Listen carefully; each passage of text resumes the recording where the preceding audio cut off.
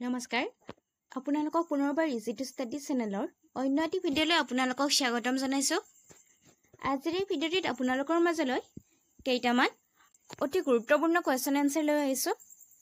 আজিৰ ভিডিঅ'টিৰ প্ৰথমটো কুৱেশ্যন হৈছে কোনে কুন্দিল নদীৰ পাৰত কুন্দিল নগৰ নিৰ্মাণ কৰিছিল?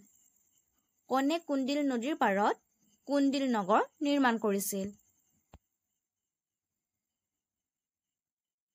অপশ্যনৰ ভিতৰত শুদ্ধ উত্তৰটি হৈছে অপশ্যন নম্বৰ বি ভীষ্মক। মনত ৰাখিব, ভীষ্মকে কুন্দিল নদীৰ পাৰত কুন্দিল নগৰ নিৰ্মাণ কৰিছিল। নেক্সট কুৱেশ্যনটিত আছে প্ৰাচীন কালত কুন্দিল নগৰক কি নামেৰে জনা গৈছিল? প্ৰাচীন কালত কুন্দিল নগৰক কি নামেৰে জনা গৈছিল? অপশ্যনৰ ভিতৰত শুদ্ধ উত্তৰটি হৈছে অপশ্যন নম্বৰ এ ভীষ্মক নগৰ। মনত ৰাখিব, প্ৰাচীন কালত কুন্দিল নগৰক ভীষ্মক নগৰ নামেৰে জনা গৈছিল। নেক্সট কুৱেশ্যনটিত আছে অসুৰ ৰাজ্য কোনে প্ৰতিষ্ঠা কৰিছিল? অসুৰ ৰাজ্য কোনে প্ৰতিষ্ঠা কৰিছিল? অপশ্যনৰ ভিতৰত শুদ্ধ উত্তৰটি হৈছে অপশ্যন নম্বৰ ডি মৰিচি। মনত ৰাখিব, অসুৰ ৰাজ্য মৰিচিয়ে প্ৰতিষ্ঠা কৰিছিল। নেক্সট কুৱেশ্যনটিত আছে মধ্য অসমত নৰকাসুৰৰ সমসাময়িক শাসক কোন আছিল? মধ্য অসমত নৰকাসুৰৰ সমসাময়িক শাসক কোন আছিল?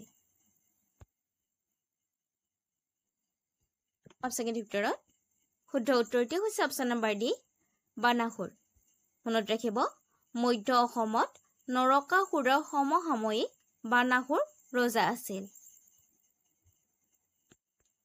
নেক্সট কুৱেশ্যনটিত আছে যেতিয়া শ্ৰীকৃষ্ণই তেওঁৰ নাতি অনিৰুদ্ধক উদ্ধাৰ কৰিবলৈ আহিছিল তেতিয়া নিম্নলিখিত কোন ৰজাই তেজপুৰত শাসন কৰি আছিল?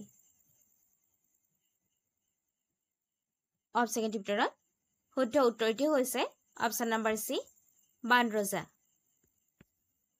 নেক্সট কুৱেশ্যনটিত আছে নাগ শংকৰ মন্দিৰটো কাৰ দ্বাৰা নিৰ্মাণ কৰা বুলি বিশ্বাস কৰা হয়? নাগ শংকৰ মন্দিৰটো কাৰ দ্বাৰা নিৰ্মাণ কৰা বুলি বিশ্বাস কৰা হয়?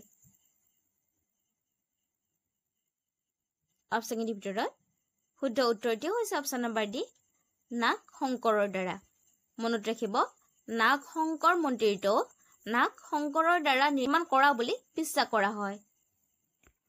ভিডিঅ'টোলৈ আগবঢ়াৰ আগতে আপোনালোকক জনাব বিচাৰিছোঁ যে আমাৰ চেনেলৰ তৰফৰ পৰা বিভিন্ন কম্পেৰিটিভ এক্সামৰ প্ৰিভিয়াছ ইয়াৰৰ কুৱেশ্যন আনচাৰসমূহক লক্ষ্য কৰি লগতে অতি গুৰুত্বপূৰ্ণ কুৱেশ্যন আনচাৰৰ সৈতে আপোনালোকৰ মাজলৈ 10,000তকৈও অধিক কুৱেশ্যন এনচাৰ থকা এখন ই-বুক প্ৰস্তুত কৰা হৈছে আৰু ই সম্পূৰ্ণ অসমীয়া মাধ্যমত।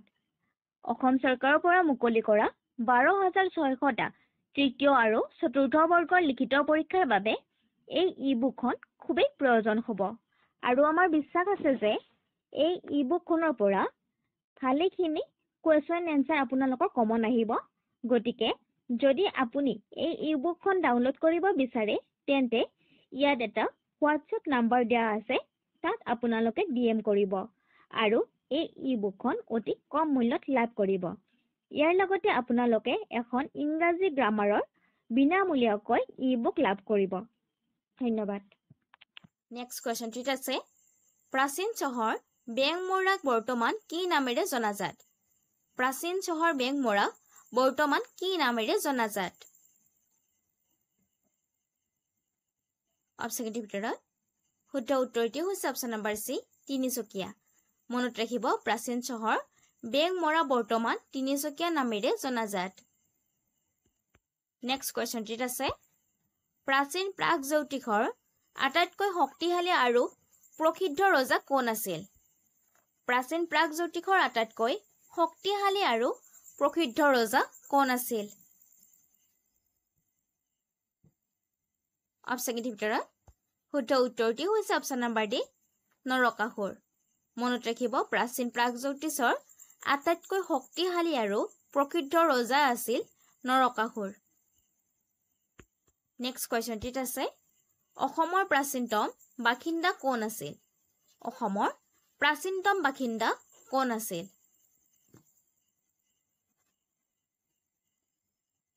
অপশ্যন ভিতৰত শুদ্ধ উত্তৰটি হৈছে অপশ্যন নম্বৰ এ খাচী মনত ৰাখিব অসমৰ প্ৰাচীনতম বাসিন্দা খাচীসকল আছিল নেক্সট কুৱেশ্যনটিত আছে প্ৰাচীন অসমত নিম্নলিখিত কোনটো যুদ্ধৰ মুখ্য অস্ত্ৰ আছিল প্ৰাচীন অসমত নিম্নলিখিত কোনটো যুদ্ধৰ মুখ্য অস্ত্ৰ আছিল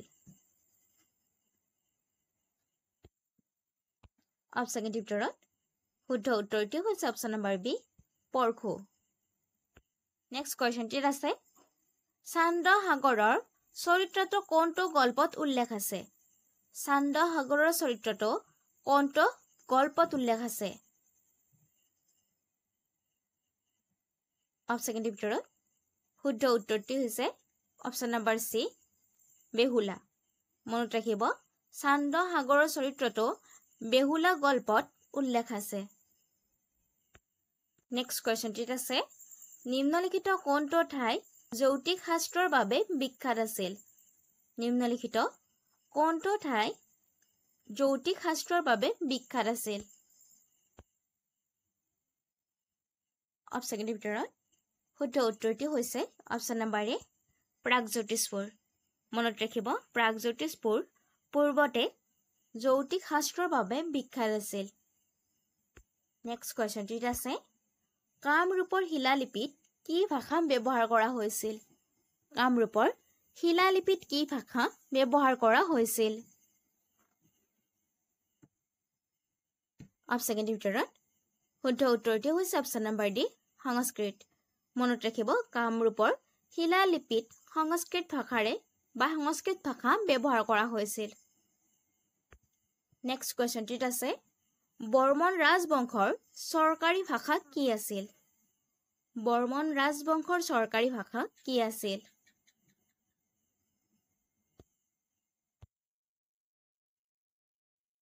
অপশ্যন ভিতৰত শুদ্ধ উত্তৰটি হৈছে অপশ্যন নম্বৰ বি কামৰূপী প্ৰাকৃত আৰু সংস্কৃত কামৰূপী প্ৰাকৃত আৰু সংস্কৃত মনত ৰাখিব বৰ্মন ৰাজবংশৰ চৰকাৰী ভাষা কামৰূপী প্ৰাকৃত আৰু সংস্কৃত আছিল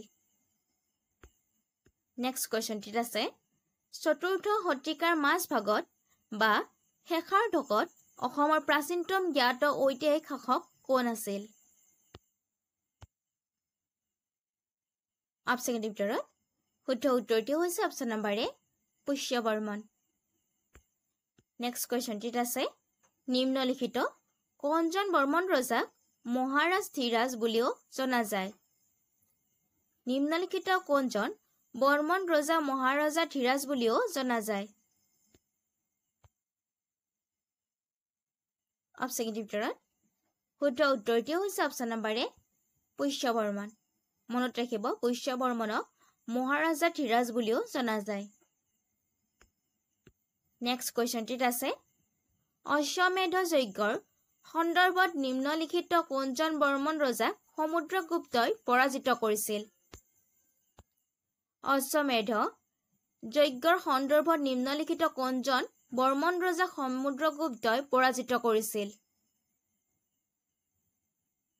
অপশ্যন ভিতৰত শুদ্ধ উত্তৰটি হৈছে অপশ্যন নম্বৰ চি বল বৰ্মনক মনত ৰাখিব অশ্বমেধ যজ্ঞৰ সন্দৰ্ভত বল বৰ্মন ৰজাক সমুদ্ৰগুপ্তই পৰাজিত কৰিছিল নেক্সট কুৱেশ্যনটিত আছে কুমাৰ ৰজা উপাধিটো কাক দিয়া হৈছিল কুমাৰ ৰজা উপাধিটো কাক দিয়া হৈছিল অপশ্যন ভিতৰত শুদ্ধ উত্তৰটি হৈছে অপশ্যন নম্বৰ বি ভাস্কৰ বৰ্মনক মনত ৰাখিব কুমাৰ ৰজা উপাধিটো ভাস্কৰ বৰ্মনক দিয়া হৈছিল নেক্সট কুৱেশ্যনটিত আছে বৰ্মন ৰাজবংশৰ শাসক সুস্থিত বৰ্মন বুলি প্ৰসিদ্ধ কোন আছিল বৰ্মন ৰাজবংশৰ শাসক সুস্থিত বৰ্মন বুলি প্ৰসিদ্ধ কোন আছিল অপশ্যন ভিতৰত শুদ্ধ উত্তৰটি হৈছে অপশ্যন নম্বৰ এ শ্ৰী মৃগংকা নেক্সট কুৱেশ্যনটিত আছে হৰ্ষ চৰিত্ৰ য'ত বৰ্মন ৰজা মহাভূতি বৰ্মনৰ নাম ভূতি বৰ্মন বুলি নামাকৰণ কৰা জীৱনীখনৰ লেখক কোন অৰ্থাৎ হৰ্ষ চৰিত গ্ৰন্থখনৰ লিখক কোন? অপশ্যন ভিতৰত শুদ্ধ উত্তৰটি হৈছে অপশ্যন নম্বৰ বি বাণভট্ট। মনত ৰাখিব হৰ্ষচৰিত গ্ৰন্থখনৰ লিখক হৈছে বাণভট্ট।